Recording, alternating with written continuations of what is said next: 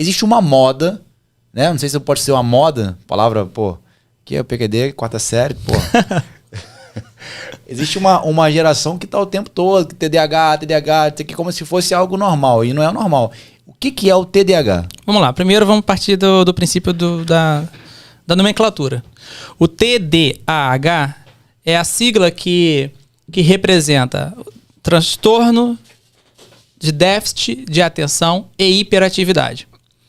O professor Paulo D'Águila Rondo, ele é um professor ainda em atividade, ele descreve no seu livro de semiologia, psicopatologia e semiologia dos transtornos mentais, a divisão da mente em 18 funções psíquicas, a saber, né, a apresentação, atitude, atenção, humor, pensamento.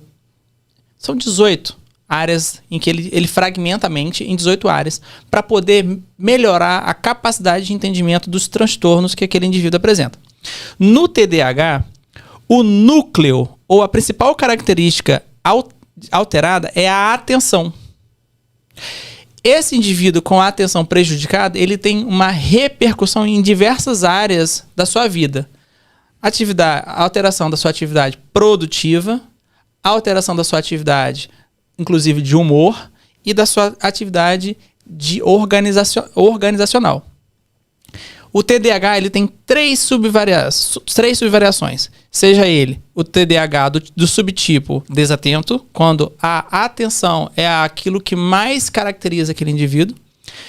O do tipo hiperativo, quando o indivíduo ele não consegue ficar parado em determinado lugar. Perceba que eu estou sentado nesse momento aqui. O hiperativo, ele senta, levanta, vai na cozinha, come alguma coisa, vai pro sofá, senta, liga a televisão, depois ele sai da televisão, vai no banheiro, faz o que ele tiver que fazer no banheiro, vai no quintal, colhe alguma coisa, volta e já não sabe mais o que ele tá. Deixa no quintal um copo de café, na cozinha ele deixa a torneira aberta.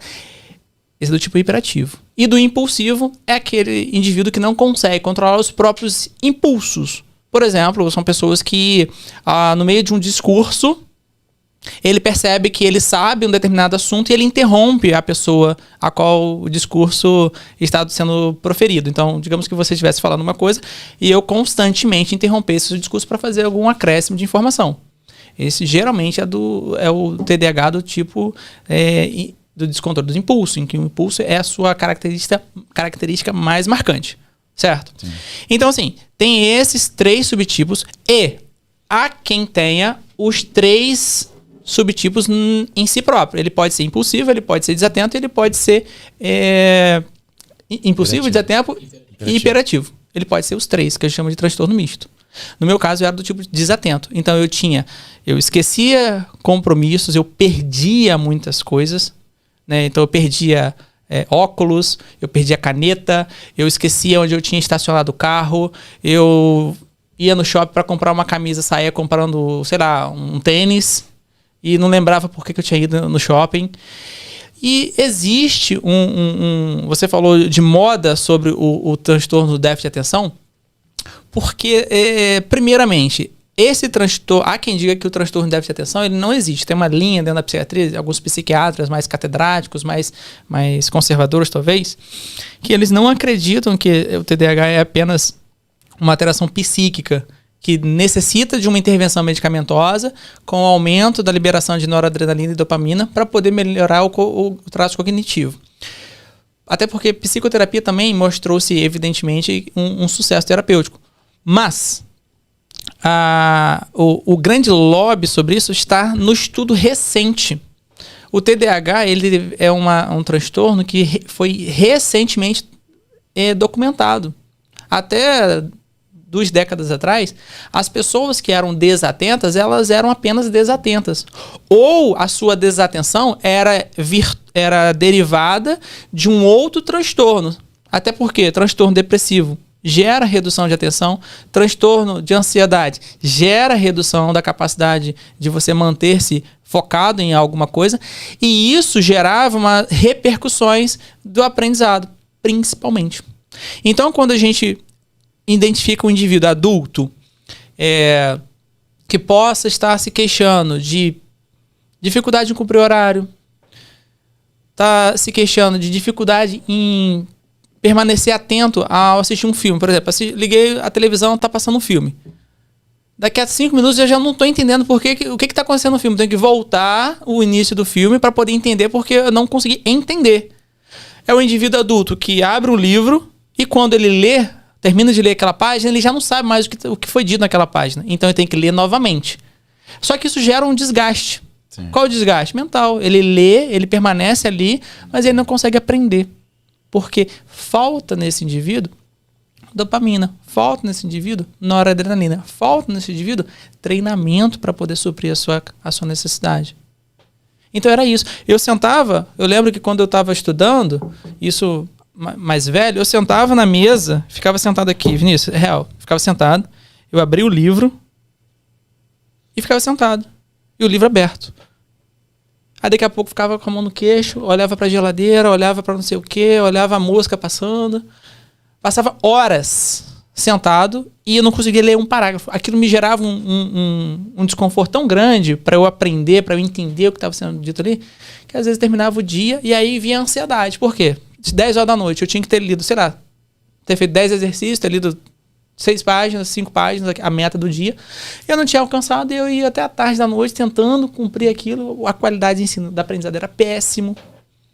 Então isso tudo gerou isso, e eu não sabia de tudo isso. Até que eu procurei um auxílio. Eu falei, cara, não é possível. Eu tô estudando, não tá entrando nada, minha memória tá uma bosta.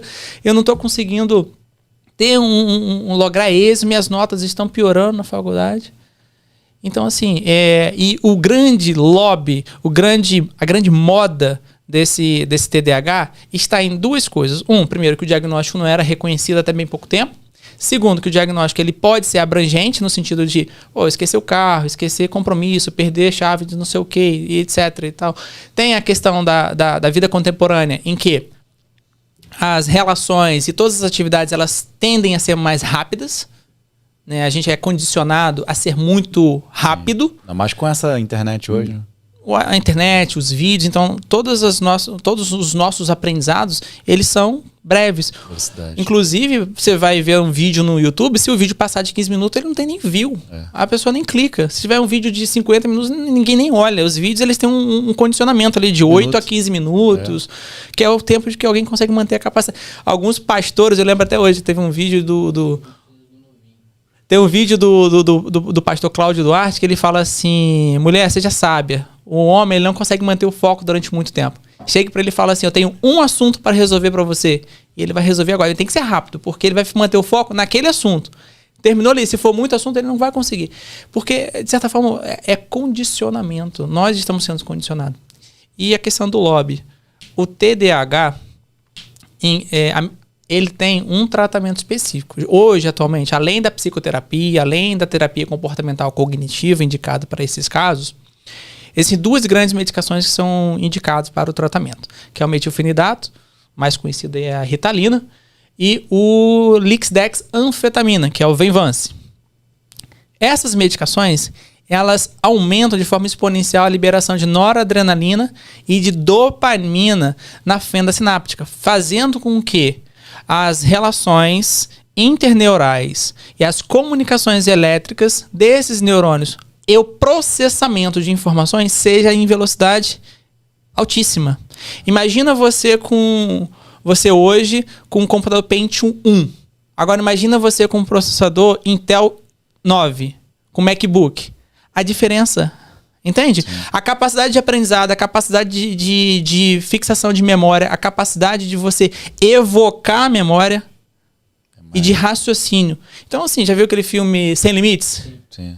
É meio que isso. Então, assim, essa medicação, ela dispara como se fosse um lava-jato no cérebro e todas as relações. O novinho aí, já viu, né? Sim. Voltaram a cortar ele. Voluntário ele, né? Voluntariozão ele. É sinistro. Então, assim... Eu falo que eu não via. O cara, ele entrou, né? Ele entra na história, ele entra. Não, mas é isso aí, pô. Se chorar aqui, ele chora lá. Essas medicações, a Lisdexanfetamina e o que é o e o metilfenidato, eles disparam uma capacidade de cognição e eles fazem um efeito mimético, né? Mimético é o termo que faz assim, um termo parecido com com psicoestimulante que faz com que o homem, o indivíduo que tenha, ele não se canse, que ele mantenha o seu foco no estudo durante horas, mas não são horas improdutivas, horas extremamente produtivas. Mas não dá pra resolver isso com pré-treino, não, mano?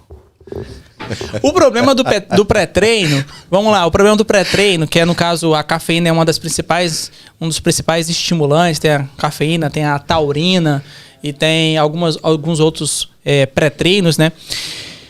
É que eles causam efeitos que a gente chama, né, de efeitos catecolaminérgicos, fazendo com que o coração acelere, causando efeitos que nós não desejamos, como suor, aumento da frequência cardíaca. Esse Red Bull, essas coisas assim, né? Aumento da frequência respiratória.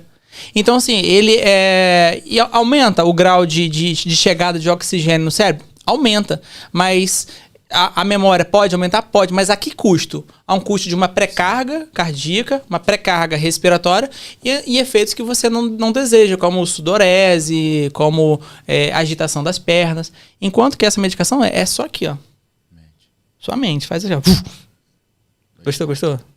É. E no nosso meio, irmão, a gente percebe, eu percebo nesse tempo que eu tô estudando esse público, né, trabalhando direto com o público militar, que tem uns camaradas que querem muito estudar para passar em concurso e são limitados. Às vezes fico, cara, que eu tô querendo, eu tento, mas não consigo. Talvez possa ser que eles possam ter essas dificuldades e como descobrir? Então, a dificuldade de estudar, não apenas dos militares, né? É claro que o público do Eterno Herói, né? A Tatiana, por exemplo, botou aqui, ó. Ixi, acho que eu preciso de uma consulta. Ó, já se identifica, começa a esquecer as coisas, né? Pois é. Então, assim, o diagnóstico, ele é centrado, repito, professor Paulo da Galarron, professor do IPUB, professor não sei se é do IPUB, mas ele é um escritor da área da psiquiatria. E ele divide muito essa questão do TDAH e ele pontualiza que a característica mais evidente é a atenção. Então, quando o indivíduo tiver que ele necessitar que determinada informação tenha que ser processada várias vezes, no sentido de, você pode repetir o que você disse? Eu não entendi. Então, digamos que você paga a missão para mim assim, Elton, vai ali no Bob's e compra dois, só fazendo propaganda de graça aqui, né? Vai ali na lanchonete ali, compra... Já falou umas 10 empresas aí já. Né? Compra um hambúrguer ali, 2 refrigerantes, uma Coca, uma Fanta e olha ele falando de novo, né? 2 refrigerantes, um café. E na hora que eu saí daqui do andar aqui, na hora que eu saí daqui da sala, eu fui pegar o elevador, o que ele falou mesmo? Aí eu tenho que voltar. Sabe aquela coisa da criança? Mãe, a mãe filho, chega, compra 3 pães. Quando chega lá, mais não sei o que, 3 pães, isso aqui, trará. Aí eu vou repetir: 3 pães, 2 refrigerantes e um sonho. Como é que é? São 2 sonhos, um refrigerante. E assim, isso é um exemplo esdrúxulo, ok? Bem simplório. Mas a principal característica do TDAH está no do tipo, subtipo, né, dos tipos desatento, impulsivo e hiperativo. Então, quando esse indivíduo ele percebe que ele está muito agitado, muito hiperativo, o pensamento dele está muito acelerado, ele está deitado em casa, na cama dele, 10 horas da noite, 11 horas da noite.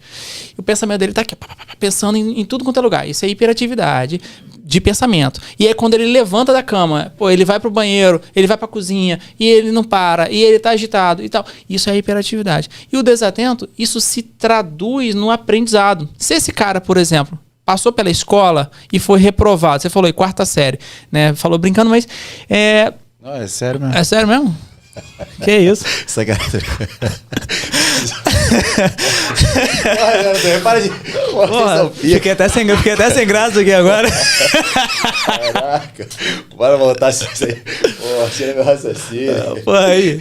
Então, assim, quando o indivíduo ele tem muitas reprovações na escola, ficar sentado na cadeira, ouvindo o professor falar por algumas horas, e quando isso se torna torturante, e é criança, ainda é criança, levanta da sala, vai no banheiro, vai no pátio, vai na quadra, tá jogando bola, não sei o quê, mas ele não consegue sentar na cadeira e prestar atenção no que o professor fala, isso se traduz aonde? Na nota. Sim. Então essa criança geralmente passa por inúmeras reprovações consecutivas. Aí veja bem, aí a criança, eu também atendo com muitas crianças, a criança passa por um período de reprovação, porque ele não consegue aprender. E aí, por ele não conseguir aprender, ele se sente excluído da turma. Por ele se sentir excluído da turma, ele quer validar a sua existência através do quê? Da bagunça. Sim. Através da conversa. Aí, apresenta o quê? A hiperatividade. Bagunceiro. Então, a criança pode ser do tipo desatenta, geralmente é assim. A criança do tipo que tem TDAH, geralmente do tipo desatenta, que ele não consegue fixar a atenção naquilo que lhe é explicado. E, posteriormente, ele manifesta outro sintoma de hiperatividade, em que ele senta na cadeira da sala, sai para ir no banheiro. Daqui a pouco ele volta, levanta para ir beber água. Daqui a pouco ele senta de novo, vai atrapalhar a aula conversando com um coleguinha. E no final do dia ele não anotou nada, ele não aprendeu nada. O professor pergunta, Joãozinho, conjuga o verbo ser no presente. Não sei, professor. Conjuga a frase, leia esse texto. Fica limitado, né? Ele não consegue. Não é limitado, ele fica muito limitado. Então, o principal aspecto que a gente observa, sobretudo em criança que tem um TDAH, é no aprendizado. E no adulto, isso se projeta no aprendizado e na dificuldade de memorização, na desorganização. O indivíduo adulto que tem seu TDAH, leve a moderado, ele geralmente é um indivíduo desorganizado.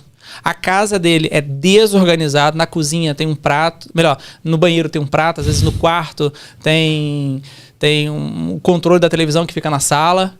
A chave do carro, a hora tá na cozinha, a hora tá na sala, a hora tá no banheiro, a hora tá dentro da calça que tá lavando.